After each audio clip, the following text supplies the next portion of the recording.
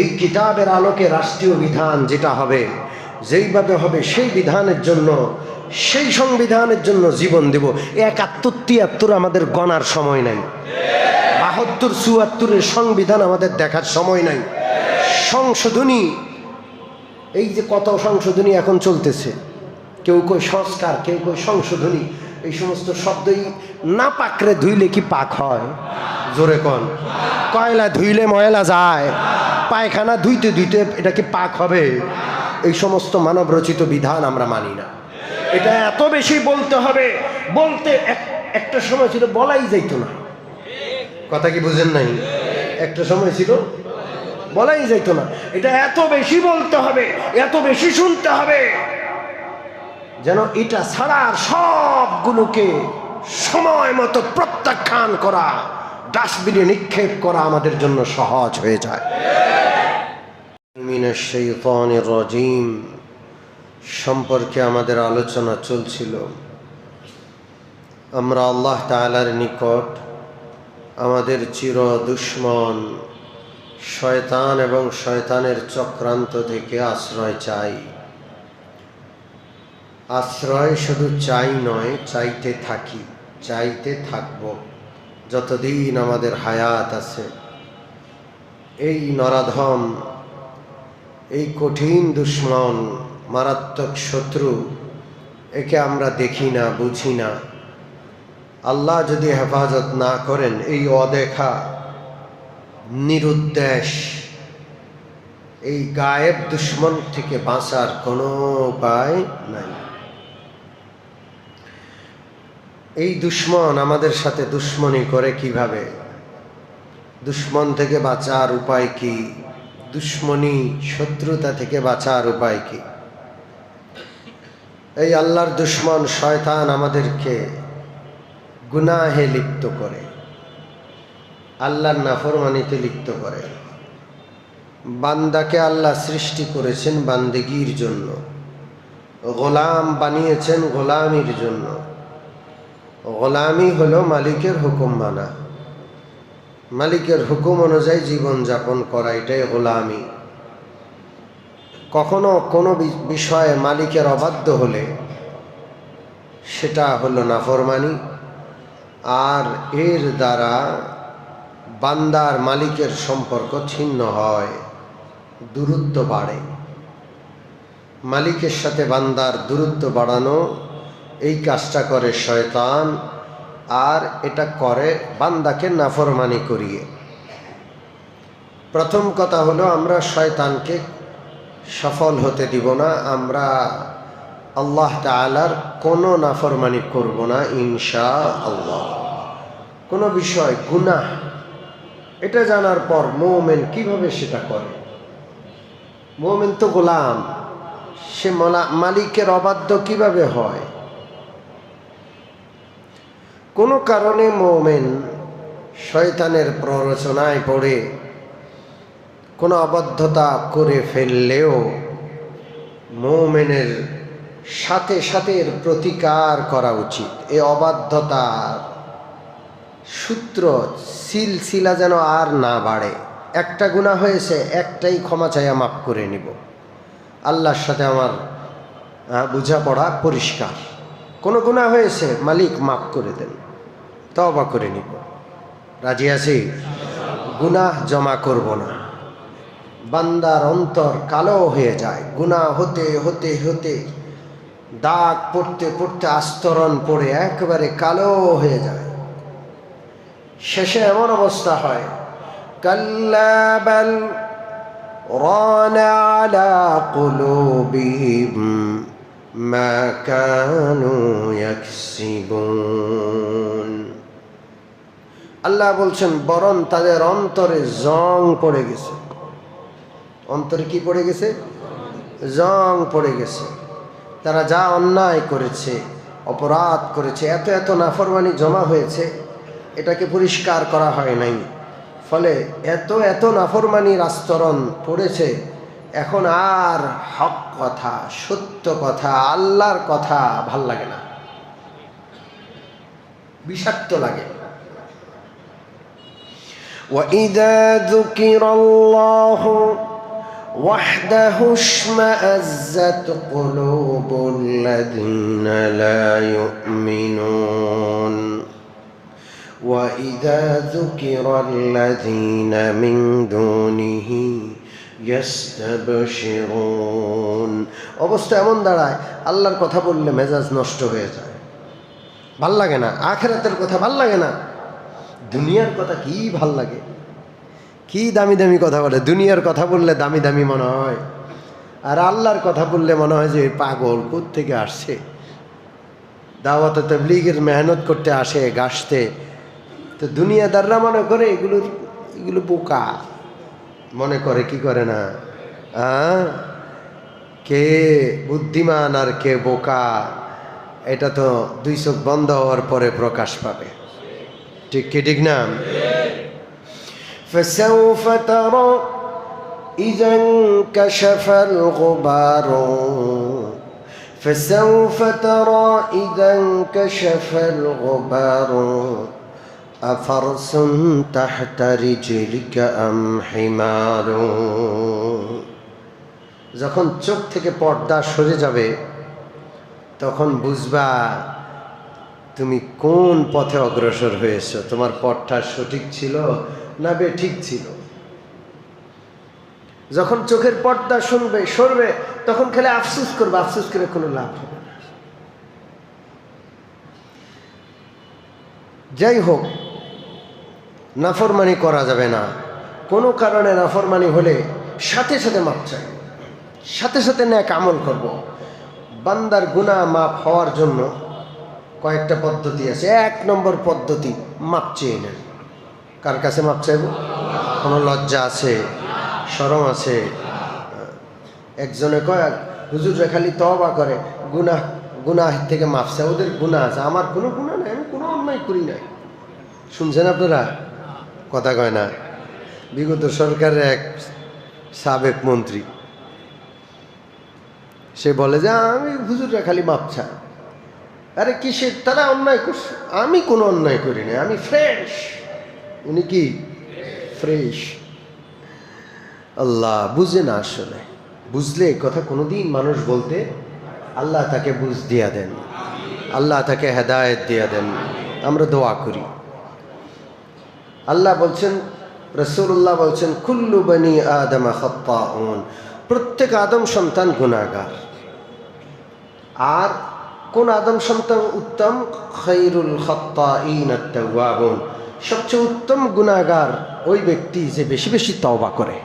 কথায় কথায় তওবা, কথায় কথায় আমি অপরাধী, আল্লাহ আমাকে মাফ করে দেন। প্রত্যেক নামাজের আগে আল্লাহ মাফ করে দেন, প্রত্যেক নামাজের পর মালিক মাফ করে দেন। খালি মাফ চাইব, কোনো লস আছে? জোরে বলেন। যত বেশি মাফ চাইবেন তত আল্লাহর সাথে আপনার বন্ধুত্বের গভীরতা বাড়বে। আল্লাহ আত-তাইবু হাবিবুল্লাহ, নবীজি বলেন তওবাকারী হলো আল্লাহর দোস্ত। কি দোস্ত হইতে রাজি আছেন? কার দোস্ত হব? খালি তওবা করতেই থাকবো, আল্লাহ যেন তৌফিক দেন। তওবা করলে শয়তান ব্যর্থ হয়ে যায়, শয়তান অন্যায় করা একটু খুশি হয়। যখন তওবা করে সব মোচন হয়ে যায়, পাপ শেষ, আর পাপ নাই, গুনাহ মাফ হয়ে গেছে, শয়তান তখন হা হা হায় হুতাশ করতেই থাকে। এই জন্য শয়তানকে ব্যর্থ করার প্রধান অস্ত্র হলো তওবা। কি নাম? তওবা দ্বারা যেমন গুনাহ মাফ হয়, নেক আমল দ্বারা গুনাহ মাফ হয়। যে কোনো গুনাহ হয়ে গেলে সাথে সাথে একটা নেক আমল করে নিব, সাথে সাথে একটা সৎ কাজ করে দিব। ইন্নাল হাসানাতি ইউযহিবনাস সাইয়্যাত, সৎ কাজ গুনাহগুলোকে মিটাইয়া দেয়।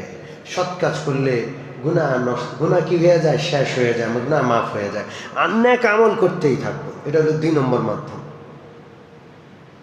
সম্মানিত উপস্থিতি, অনেক সময় তওবাও হয়ে ওঠে না, অনেক সময় নেক আমল যে মাত্রায় করা দরকার করতে পারি না, তখন আল্লাহ ব্যবস্থা নেন বান্দাকে মাফ করার। কি ব্যবস্থা নেন? জোরে বলেন। কেমনে ব্যবস্থা নেন? আল্লাহ মুসিবত দেন। কি দেন? জোরে বলেন। মুসিবত দেন, বান্দা সব গুনাহ মাফ হয়ে যায়। আল্লাহ এই জন্য মুসিবত আসলে হতাশ হব না। আমি গত সপ্তাহে আপনাদেরকে শুনিয়েছি, আল্লাহ রসুল বলেন, মাইয়ুরিদিল্লাহু বিহি খায়রান ইউসিব মিনহু। আল্লাহ রাব্বুল আলামিন যার কল্যাণ চান তাকে মুসিবত দেন। মুসিবতে ভর্তি পৃথিবী, আমার আপনার চতুর্পাশে আমাকে আপনাকে লক্ষ লক্ষ মুসিবত, লক্ষ লক্ষ বিপদ ঘিরে রেখেছে। কি রেখেছে? কত কত বিপদ, জোরে বলেন, আরো বলেন। লক্ষ লক্ষ বিপদ আমাকে আপনাকে কি রেখেছে? আমার কথা না, হাদিস আছে তিরমিজি শরীফের মেশকাত শরীফের 137 পৃষ্ঠায়। আল্লাহ রসুল বলেন, মুসিলা ইবনে আদম ওয়া ইলা জামবিহি 99 মানিয়াতান ইন আখতাআতহুল মানায়া ওয়াকা ফিল হারাম। নবীজি বলেন, আদম সন্তানকে আল্লাহ সৃষ্টি করে দুনিয়াতে পাঠান, আপনার আমার জন্ম হয় শত শত মুসিবত, এমন এমন কঠিন মুসিবত যেগুলোর একটাই মৃত্যুর জন্য যথেষ্ট, মরণের জন্য, দুনিয়ার হায়াত শেষ করে দেওয়ার জন্য যথেষ্ট। এমন শত শত মুসিবত বান্দার চতুর্দিকে খালি ঘুরতে থাকে। কোন সময় কোন মুসিবতটা বান্দারে ধরে বসবে বান্দা জানে না। হেফাজত করতে থাকেন কে? আল্লাহ। নবীজি বলেন, ইন আখতাআতহুল মানায়া, যদি এমন হয় তার কোনো মুসিবত নাই, আল্লাহ রাব্বুল আলামিন তারে পূর্ণ হেফাজত করেছেন, কোনো মুসিবত হয় নাই। এত সুন্দর জীবন, কোনো সময় কোনো কষ্ট, কোনো ক্লেশ, কোনো যাতনা, কোনো অসুস্থতা তার ছিল না। যদি এমন হয়, ওয়াকা ফিল হারাম, সর্বশেষ বার্ধক্যে পড়বে সে। বার্ধক্য মুসিবত তো নাকি? বার্ধক্য এটা কি? বাঁচতে পারবেন? যদি বলেন, আপনার কোনো জ্বরও হয় না, কোনোদিন একটু সামান্য ঘামাসি উঠেও কষ্ট পান নাই, মনে করেন কিছুই নাই, তারপরেও বার্ধক্যকে কি এড়ানো যাবে? জোরে বলেন, কেউ পারলে বলেন, পারছেন কিনা? না, এই যে সাদা দাড়িওয়ালারা, এনারা সবাই কালো দাড়িওয়ালা ছিলেন, ঠিক কি ঠিক না? একসময় যৌবন ছিল, এখন আস্তে আস্তে দুর্বল হয়ে গেছে। এখন প্রতিটা জোড়ায় জোড়ায় ব্যথা, যৌবনের সেই শক্তি এখন আর নাই। এই বার্ধক্য তারা কোথায় নিয়ে যাবে? মৃত্যুর দুয়ারে নিয়ে যাবে। যদি কোনো মুসিবতে না মরি, বার্ধক্যে তো মরাই লাগে, এইটার থেকে বাঁচার কোনো উপায় আছে? এই জন্য প্রতিটা মুমিন মুসলমান, প্রতিটা আদম সন্তান ভূমিষ্ঠ হওয়ার পর শত শত মুসিবত তাকে ঘিরে রাখে।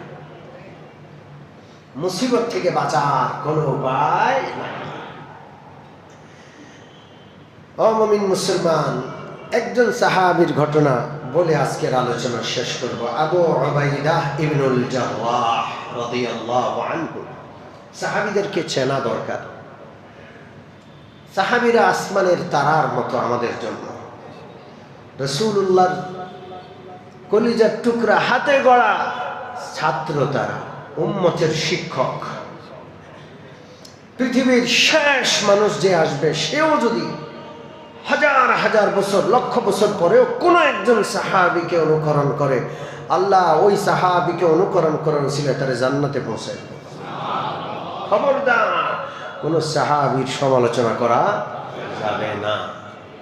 সাহাবীর সমালোচনা করে অভিশপ্ত শিয়ারা। কারা? জোরে বলেন। শিয়ারা সমালোচনা করে। শিয়াদের খপ্পরে পড়ে কিছু কিছু দল আছে, ইসলামী দল বলে দাবি করে, তারাও নবীর সাহাবীদের সমালোচনা করে। আমরা নবীর কোনো সাহাবীর কোনো প্রকারের সমালোচনাকে বৈধ মনে করি না, হারাম। নবীর সাহাবীদের উপর সন্তুষ্ট কে? রাদিয়াল্লাহু আনহুম ওয়া রাদু আন, রাদিয়াল্লাহু আনহুম ওয়া রাদু আন।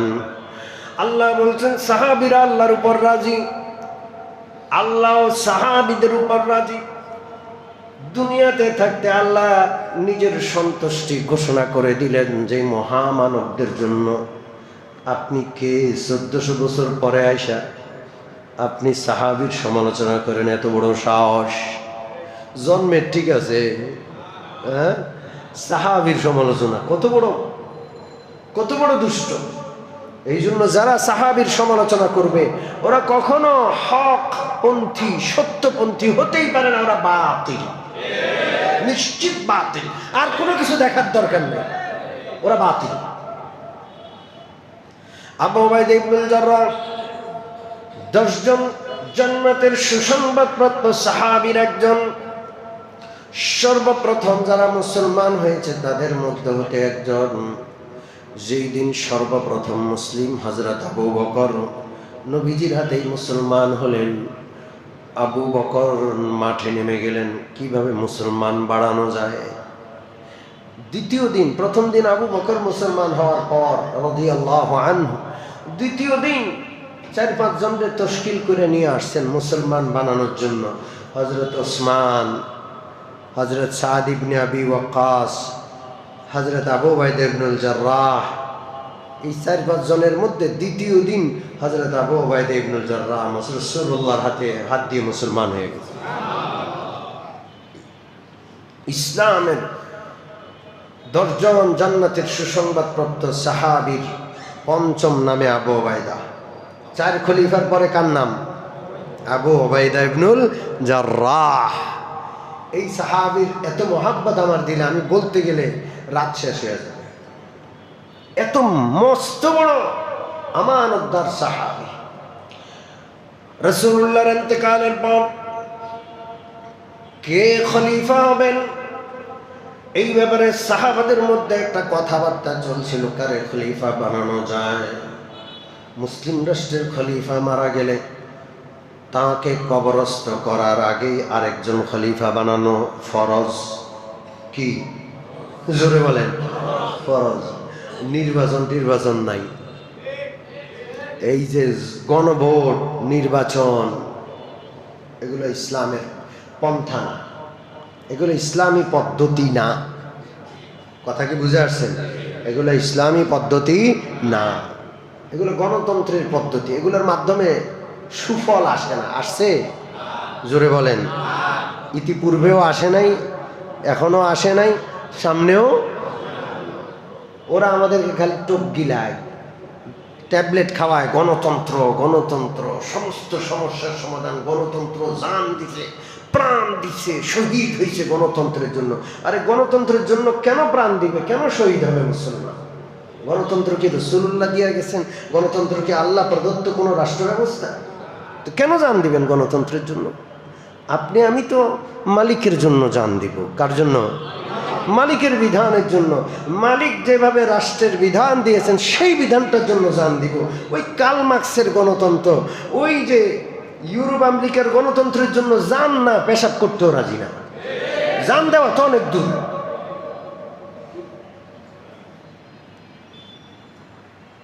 এটা বাধ্য হইয়া ঘাড়ের উপর চেপে রয়েছে, বাধ্য হইয়া হয়তো বা ভোট দিতে গেছি, এটা বাধ্য হইয়া ঘাড়ের উপর এক বোঝা, একটা নর্দমা ঘাড়ের উপর চেপে আছে। কি করবো? এটার লাত্তি দিয়া ফালানো পর্যন্ত আপাতত এটা লইয়া চলা লাগবে। আগামী মনে রাখবেন, আগামীতে যদি কোনো অভ্যুত্থান হয়, কোনো যদি বিপ্লব হয়, সেই বিপ্লব হবে গণতন্ত্র সহ যত মন্ত্রতন্ত্র মানব রচিত মতবাদ আছে সব ডাস্টবিনে ফেলে আল্লাহর দেওয়া বিধান আল্লাহর জমিনে বাস্তবায়ন হওয়ার বিপ্লব হবে।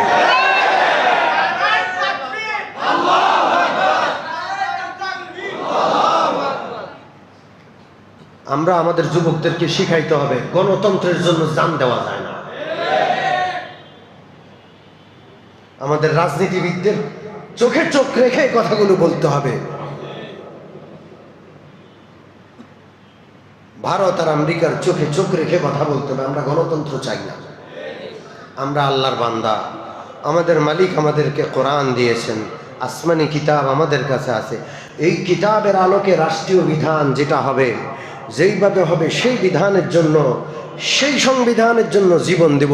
৭১-৭৩ আমাদের গণার সময় নাই, ৭২-৭৪ সংবিধান আমাদের দেখার সময় নাই। সংশোধনী এই যে কত সংশোধনী এখন চলতেছে, কেউ কই সংস্কার, কেউ কই সংশোধনী, এই সমস্ত শব্দই না পাকড়ে ধুইলে কি পাক হয়? জোরে কন। কয়লা ধুইলে ময়লা যায়, পায়খানা ধুইতে ধুইতে এটা কি পাক হবে? এই সমস্ত মানব রচিত বিধান আমরা মানি না। এটা এত বেশি বলতে হবে, বলতে একটা সময় ছিল বলাই যাইত না। কথা কি বুঝেন নাই? একটা সময় ছিল বলাই যাইত না। এটা এত বেশি বলতে হবে, এত বেশি শুনতে হবে, যেন এটা ছাড়া সবগুলোকে সময় মতো প্রত্যাখ্যান করা, ডাস্টবিনে নিক্ষেপ করা আমাদের জন্য সহজ হয়ে যায়। আসুন আসল কথায় ফিরে আসি। রাসূলুল্লাহর ইন্তেকাল হলো, সাহাবায়ে কেরাম একটা এলাকা আছে মসজিদ নববীর পাশে, সাকিফায়ে বনু সাঈদা। ওই এলাকায় সাহাবায়ে কেরাম একত্র হয়েছে পরামর্শ করার জন্য কাকে খলিফা বানানো যায়। কোনো নির্বাচন নাই, মদিনায় কোনো নির্বাচনের ব্যবস্থা করা হয় নাই, ব্যালট বক্সের ব্যবস্থা করা হয় নাই। হযরত আবু বকর রাদিয়াল্লাহু তাআলা আনহু বললেন, শুনে নাও, আমার মতামত হলো রাসূলুল্লাহর ইন্তেকাল হয়ে গেছে, এখন খলিফা হবেন হযরত ওমর। যদি 2 নম্বরে কারো মতামত চাও, তাহলে 2 নম্বরে মতামত দিব আবু উবাইদা ইবনুল জাররাহ। সিদ্দিক আকবরের মতামত হলো হয় ওমর হবেন খলিফা, আর না হয় আবু উবাইদা ইবনুল জাররাহ হবেন। ওমর কয় আমি হব না। সিদ্দিক আকবর আবু উবাইদা ইবনুল জাররাহর হাত ধরে ফেলছেন যে আমি আপনার হাতে বায়াত করব। আবু উবাইদা হাত টান দিয়া দাঁড়ায়া গেছেন আর বললেন, এই উপস্থিত সবাই শুনে রাখুন, রাসূলুল্লাহ জীবদ্দশায় যাকে নামাজের ইমামতের মুসল্লায় দাঁড় করিয়ে গেছেন, রাসূলুল্লাহ যার পিছনে ইক্তেদাও করেছেন, যার পিছনে এসে রাসূলুল্লাহ ইক্তেদা মানে যার পিছনে এসে যিনি নামাজ পড়াচ্ছেন, রাসূলুল্লাহ এসে যখন এসেছেন তিনি সরে গেছেন জায়নামাজ থেকে, রাসূলুল্লাহ সেই জায়নামাজে বসেছেন। আবু বকরের তাকবীরে তাহরিমার মাধ্যমে যেই নামাজ শুরু হয়েছে, রাসূলুল্লাহ এসে সেই নামাজের মাঝখান থেকে পড়াইছে।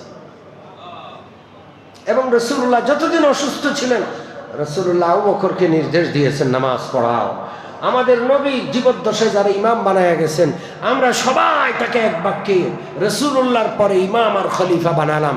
হযরত আবু উবাইদার কণ্ঠ ছিল উচ্চ, তিনি যখন প্রস্তাব দিলেন সবাই হুমড়ি খেয়ে আবু বকরের হাত ধরছে যে আর কাউরে নয়, আপনারে আমরা খলিফা বানাই না। এই হইলেন আবু উবাইদা ইবনুল জাররাহ। হযরত ওমর রাদিয়াল্লাহু তাআলা আনহু কোন এক সময় অসুস্থ হয়ে গেলেন। আমিরুল মুমিনিন ওমর ইবনুল খাত্তাব বলেন, আমার যদি মৃত্যুর সময় আবু উবাইদা ইবনুল জাররাহ জীবিত থাকে, কোনো পরামর্শ ছাড়া আমি আবু উবাইদা ইবনুল জাররাহকে খলিফা বানায়া যাব। কোনো পরামর্শ নাই। আবু উবাইদা ইবনুল জাররাহ এত বড় ব্যক্তিত্ব ছিলেন, এত বড় ব্যক্তিত্ব ছিলেন। হযরত ওমরের জীবদ্দশায় আবু উবাইদার ইন্তেকাল হয়ে যায়। কি হয়ে যায়? ইন্তেকাল হয়ে যায়। তার উপাধি হলো, হযরত আবু উবাইদা ইবনুল জাররাহর উপাধি হলো আমিনু হাযিহিল উম্মাহ, এই উম্মতের আমানতদার। এই উম্মতের সবচেয়ে বড় আমানতদার হলেন কে? আবু উবাইদা ইবনুল জাররাহ। হাদিসে আছে রাসূলুল্লাহ বলেন, তোমরা যত সাহাবী আমার সামনে আছো, আমি যদি কারো দোষ তালাশ করি প্রত্যেকের দোষ বলতে পারবো, শুধু একজন ছাড়া, সে হইল আবু উবাইদা ইবনুল জাররাহ। তার কোনো দোষ আমি পাই না। এমন একজন মানুষ যাকে রাসূলুল্লাহ এমন ভাবে বললেন যে তার কোনো কি নাই, দোষ ত্রুটি নাই। আল্লাহু আকবার। বলার সময় নেই, শুধু একটু ছোট্ট করে বলবো। হযরত ওমর রাদিয়াল্লাহু তাআলা আনহু সিরিয়ায় গেলেন। সিরিয়ার প্রধান সেনাপতি হলেন আবু উবাইদা ইবনুল জাররাহ, যার হাতে রোম সাম্রাজ্যের জয় হয়েছে, বিজয় হয়েছে। রোম একটা বিশাল বড় সভ্যতার নাম। সেই সময়ের পরাশক্তি, সম্পদ আর সম্পদ, এক একটা এলাকা বিজয় হয় আর সোনা রূপার সম্পদের স্তূপ পড়ে যায়। হযরত আবু উবাইদার পায়ের কাছে সোনার স্তূপ, এত এত সম্পদ। হযরত ওমর ফারুক রাদিয়াল্লাহু তাআলা আনহু সিরিয়ায় যখন গেলেন, আবু উবাইদার সাথে সাক্ষাৎ, তিনি হলেন প্রধান সেনাপতি। একদিন খপ করে তার হাত ধরলেন। ওমর বললেন, চলো তোমার ঘরে যাই। তোমার ঘরে যাবো, এক্ষুনি যাবো। ওমর রাদিয়াল্লাহু তাআলার উদ্দেশ্য হলো এই বিশাল সাম্রাজ্য যিনি বিজয় করেছেন, জয় করেছেন, যার হাতের উপর, যার নেতৃত্বে বিজয় হয়েছে, এত এত অর্থ, এত সম্পদ, এত সোনাদানা, এত ভোগবিলাসিতা, দেখি তার ঘরে হঠাৎ করে গিয়ে দেখি তিনি এই ভোগবিলাসিতার কতটা গ্রহণ করেছেন, কতটা তিনি ভোগবিলাসিতায় লিপ্ত হয়েছেন। উদ্দেশ্য হলো এটা। আবু উবাইদা ইবনুল জাররাহর হাত ধরে ওমর বললেন, চলেন আপনার ঘরে যাই। আবু উবাইদা বললেন, আমিরুল মুমিনিন, আমার ঘরে গেলে তো আপনি চোখের পানি রাখতে পারবেন না, শুধু শুধু আমার ঘরে গিয়ে কি লাভ? হযরত ওমর বলেন, চলেন যাই, একটু দেখব। সাথে সাথে দুজন হাঁটা শুরু করলেন। আবু উবাইদার ঘর নাই, একটা তাঁবু আছে। প্রধান সেনাপতির কি নাই? প্রাসাদ নাই, ডিএইচএস নাই, আছে? ওরে বাবা রে বাবা, কি আর বলবো। একটা তাঁবু। হযরত ওমর সেই তাঁবুর ভিতরে ঢুকে তাকায় দেখলেন, হায় হায়, এই তাঁবুতে কিচ্ছু নাই। একটা চামড়ার বিছানা, একটা চামড়া বিছানো আছে, ওইটার উপর তিনি শোন। আর একটা জিন পোষ আছে, যেটাকে তিনি ঘোড়ার উপরে যখন চড়বেন, ঘোড়ার উপরে, ঘোড়ার পিঠে সরাসরি বসা যায় না, একটা ছোট্ট গদি লাগে, এটাকে জিন বলে। ওই জিন পোষটা আছে। আর তাকায় দেখেন কিচ্ছু না, একটা পেয়ালা আছে। হযরত ওমর রাদিয়াল্লাহু তাআলা সত্যি চোখের পানি রাখতে পারলেন না, কেঁদে দিলেন। আর বললেন, আবু উবাইদা, এই ঘরে তুমি থাকো? বলে, হ্যাঁ, এটা আমার ঘর। বলে যে, আমার কিছু খাবার দাও। উদ্দেশ্য হলো কি খায়? হযরত আবু উবাইদা ঘরের কোনায় গিয়ে, তাঁবুর কোনায় গিয়ে পাত্র উল্টিয়ে অর্ধেক রুটি আনলেন, বাসি রুটি। হযরত ওমরের কাছে দিলেন। হযরত ওমর চোখের পানি রাখতে পারলেন না, রুটিটা ছিঁড়ে তিনি মুখে দিচ্ছেন আর বললেন, আবু উবাইদা, তরকারি নাই? বলে যে, না, আমি তো পানি দিয়ে খেয়ে ফেলি, যদি কখনো আল্লাহ মিলায় তরকারি খাই। হযরত ওমর বললেন, আবু উবাইদা, এত সোনাদানা, এত সহায় সম্পদ, এত ভোগবিলাসিতা তুমি মারিয়ে দূরে আসলা, তোমার গায়ে কি একটু ছোঁয়াও লাগে নাই? হযরত আবু উবাইদা ইবনুল জাররাহ বললেন, আমিরুল মুমিনিন, যার গন্তব্য কবরের ঘর, তার এর চেয়ে বেশি কিছুর দরকার হয় না। গন্তব্য কোথায়? আপনার আমার গন্তব্য তো সারা জীবন দুনিয়ায় থাকবো, আর কোথাও যাওয়া লাগবে না। এই জন্যই তো কত কিছু দরকার। আরেকজনের মাথায় বাড়ি দিয়া হলেও টাকা পয়সা দরকার, দেশ, ব্যাংক, ব্যবসা বাণিজ্য সব লুটে হলেও টাকা পয়সা দরকার, ক্ষমতা দরকার। কারণ কবর গন্তব্য না, গন্তব্য এই দুনিয়া, এখানে আজীবন থাকবেন। হযরত আবু উবাইদা বললেন, যার গন্তব্য কবর, যে কবরের যাত্রী, কবরের পথের পথিক, তার এর চেয়ে বেশি কিছু লাগে না। আবু উবাইদা বললেন, আমিরুল মুমিনিন, আল্লাহর হাবিব প্রিয় নবী মুহাম্মদুর রাসূলুল্লাহ সাল্লাল্লাহু আলাইহি ওয়াসাল্লাম ইন্তেকালের আগে আমার কাছ থেকে একটা ওয়াদা নিয়েছিলেন, আবু উবাইদা, আমি তোমাকে যেভাবে রেখে যাচ্ছি, তুমি সেইভাবে আমার সাথে মিলিত হবা। পৃথিবী, দুনিয়ার ভোগবিলাস তোমাকে যেন কোনো পরিবর্তন আনতে না পারে, তুমি যেন যেভাবে আমি রেখে যাচ্ছি সেইভাবে আমার সাথে মিলিত হও। হযরত আবু উবাইদা সেইভাবে আল্লাহ রাসূলের সাথে মিলিত হচ্ছেন। আল্লাহু আকবার। আমি তো শুধু আবু উবাইদা ইবনুল জাররাহ পরিচয় দিলাম। আবু উবাইদা ইবনুল জাররাহ রাদিয়াল্লাহু তাআলা আনহু আসল ঘটনাটা সংক্ষেপে বলে কথা শেষ করব। মুসলিম বিশ্বের সবচেয়ে বড় সেনাপতি আবু উবাইদা খালিদ ইবনুল ওয়ালিদ রাদিয়াল্লাহু তাআলা আনহু আবু উবাইদা ইবনুল জাররাহের অধীনস্থ একজন সেনাপতি। প্রধান সেনাপতি হলেন হযরত আবু উবাইদা। সিরিয়ার জর্দান এলাকায় যখন গেলেন, এমন মহামারীতে পড়লেন, মুসিবত। সাহাবা, এক একজন সাহাবা কোটি কোটি ওলি আল্লাহর চেয়েও দামি। সারা পৃথিবীর সমস্ত আব্দুল কাদের জিলানীকে যদি এক পাল্লায় রাখা হয়, একজন অপরিচিত, যারা কেউ চিনি না, নামও শুনি নাই, এমন একজন খুব সাধারণ সাহাবীকে আরেক পাল্লায় রাখা হয়, আল্লাহর কসম সাহাবীর পাল্লা ভারী হয়ে যায়। সাহাবী এত বড় জিনিস। সব সাহাবীরা সেনা সদস্য। এমন মহামারী, এই মহামারীতে কবর দিয়ে কুলানো যাচ্ছে না, দাফন করে কুলানো যাচ্ছে না।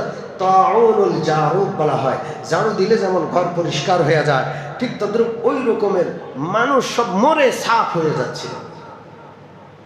কঠিন মহামারী। হযরত ওমর রাদিয়াল্লাহু তাআলা আনহুর কানে যখন মহামারীর সংবাদ পৌঁছল, মদিনা থেকে সাথে সাথে একজন দ্রুতগামী দূত তিনি পাঠালেন একটা চিঠি দিয়ে।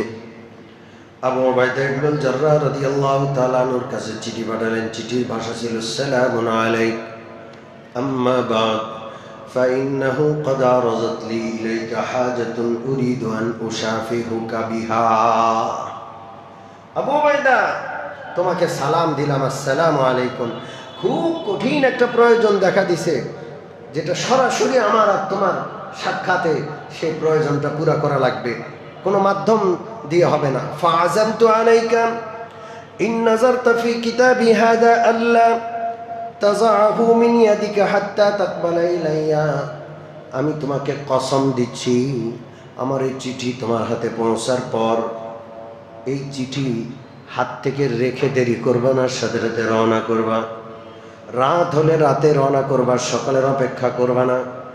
দিন হলেও অপেক্ষা করবা না, সাথে সাথে মদিনায় রওনা করবা। কথা কি বুঝতে পারছেন? হযরত ওমর ফারুকের চিঠি আবু উবাইদা ইবনুল জাররাহের হাতে পৌঁছল। তিনি চিঠিটা পড়ে বললেন, আরাফতু হাজাতা আমিরিল মুমিনিন ইন্নাহু ইউরিদু আন ইস্তাবকিয়া মান লাইসা বিবাকি। আমি জানি আমিরুল মুমিনিনের কঠিন প্রয়োজনটা কি। তিনি এমন একটা লোককে বাঁচাইতে চান যে বাঁচবে না। কেউ চিরকাল বাঁচবে? জোরে বলেন। আপনারে আমি বাঁচাইতে পারবো, আপনি আমারে বাঁচাইতে পারবেন। এরপর হযরত আবু উবাইদা ইবনুল জাররাহ রাদিয়াল্লাহু তাআলা আনহু রওনা করলেন না, আরেকটা চিঠি লিখে দিলেন। ইয়া আমিরুল মুমিনিন ইন্নী ক্বাদ আরাফতু হাজাতাকা ইলাইয়া ওয়া ইন্নী ফি জুনদিন মিনাল মুসলিমিন লা আজিদু বিনাফসি রাগবাতান আনহুম। আমিরুল মুমিনিন, আপনার কি প্রয়োজন আমি বুঝে ফেলেছি। আমিরুল মুমিনিন, আমার অধীনস্থ শত শত হাজার হাজার সৈন্য আছে। আমার নিজের জানটা কোনো সৈন্যের জানের চেয়ে আমি দামি মনে করি না। আমি আমার সেনাবাহিনীকে এখানে ফেলে রেখে আমি বাঁচার জন্য যাব, অসম্ভব। ওদের জীবন আমার জীবন, ওদের মরণ আমার মরণ। আমিরুল মুমিনিন, জীবনে কোনোদিন আপনার কোনো হুকুম আমি লঙ্ঘন করি নাই। আজকে আপনার কাছে অগ্রিম ক্ষমা চাইলাম, আপনার হুকুম মান্য করতে পারি নাই, আপনি আমাকে ক্ষমা করবেন। আপনার কসম থেকে, আপনি যে কসম করে ফেলছেন, কসম থেকে আমাকে মুক্তি দিবেন। আমাকে আমার সেনাদের সাথে থাকতে দেন, আমার জীবনও ওদের সাথে, আমার মরণও ওদের সাথে। আমাদের নেতারা যদি সাহাবায়ে কেরামের একটু আদর্শ গ্রহণ করত, আফসোস গোটা দেশ বেছে দেয় সামান্য স্বার্থে। এই হলো গণতন্ত্র, এই হলো গণতন্ত্র। জেনার ব্যভিচারের মাধ্যমে যেমন হালাল জাদা কোনোদিন পয়দা হতে পারে না, গণতন্ত্র নামক নাপাক রাষ্ট্র ব্যবস্থার মাধ্যমে কোনোদিন ন্যায়পরায়ণ আল্লাহওয়ালা শাসক আসতে পারে না। পরিষ্কার কথা। এটা জাতি যত তাড়াতাড়ি বুঝবে অত তাড়াতাড়ি কল্যাণ আর মঙ্গল আসবে। হযরত আবু উবাইদা গেলেন না। হযরত ওমর ফারুকের কাছে যখন চিঠি পৌঁছলো, ওমর ফারুক রাদিয়াল্লাহু তাআলা আনহু মদিনার দরবারে বসে হাওমাও করে চিঠি পড়ে কাঁদছেন। সাহাবারা বললেন, আমিরুল মুমিনিন, এই চিঠিতে কি আবু উবাইদা ইবনুল জাররাহের ইন্তেকালের খবর আছে নাকি? তিনি মারা গেছেন? কয় না, মারা যান নাই, তবে মৃত্যু তার খুব নিকটে। খুব মৃত্যু তার খুব নিকটে। দেখা গেল হযরত আবু উবাইদা সেই মহামারীতে ইন্তেকাল করলেন। আল্লাহু আকবার। সম্মানিত উপস্থিতি, মুসিবত কার পক্ষ থেকে আসে? সাহাবারা পালানোর চেষ্টা করেন নাই, পালাইছেন? জোরে বলেন। মুসিবত আইন রাহত হ্যায় अगर हो आशिक़ सादिक़, मुसीबत आईन राहत है अगर हो आशिक़ सादिक़, किसी परवाना से पूछो कि जलने में मजा क्या है। मालिकेर पक्ष থেকে যদি মুসিবত আসে আর বান্দা যদি মালিকের পাগল হয়, মুসিবতটাও তার জন্য মজা আর মজা। মজা আছে না নাই? মুসিবতও একটা মজা আছে। আগামী সপ্তাহে শোনাবো। আল্লাহ আমাদেরকে যেন আমাদের উপর কোনো মুসিবত আসলে সেই মুসিবতকে নিজের গুনাহ মাফের উসিলা মনে করতে পারি, ধৈর্য ধারণ করে আল্লাহর নৈকট্য লাভ করতে পারি, তৌফিক দান করেন। আমিন। ওয়া আখিরু দাওয়ানা আলহামদুলিল্লাহি রাব্বিল আলামিন ওয়া সাল্লাল্লাহু তাআলা আলা খাইরি খালকিহি মুহাম্মাদিন।